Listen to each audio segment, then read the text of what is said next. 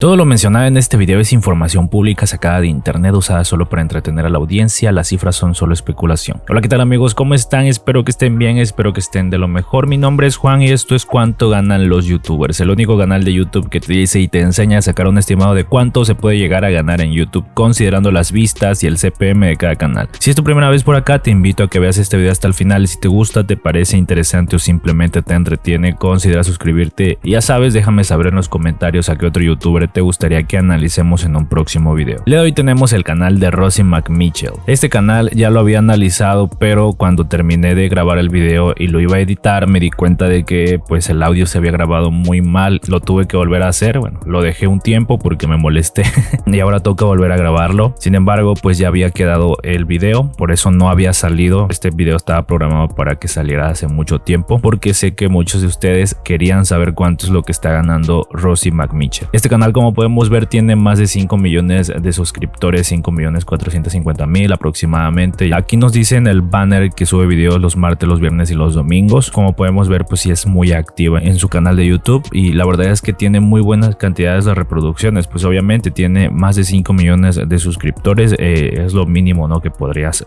obtener con 5 millones de reproducciones, alrededor de 400.000, 500.000 reproducciones, algunas que superan obviamente las 600.000, 700.000 reproducciones. Un tip que les doy para saber si un canal está por buen camino o está por mal camino es ver el número de suscriptores y quitarle el 10% de ese número de suscriptores. En este caso, el 10% de 5 millones serían aproximadamente 500.000. Entonces checa el número de reproducciones. Si tiene las 500.000 visitas, pues anda por buen camino. En este caso va por muy buen camino. Y así bajamos un poquito más, pues ya vemos que hay videos que obviamente se hacen virales arriba del millón de visualizaciones en general. Vamos a ordenar esto por más popular. Vemos que su video más popular fue creado hace 9 años, Labios Rojos con Diamantina. Tiene 6 millones de reproducciones. El que le sigue 5.8, 5.8, 5.2. Como podemos ver, la cantidad de videos que tiene arriba del millón de reproducciones es bastante alta.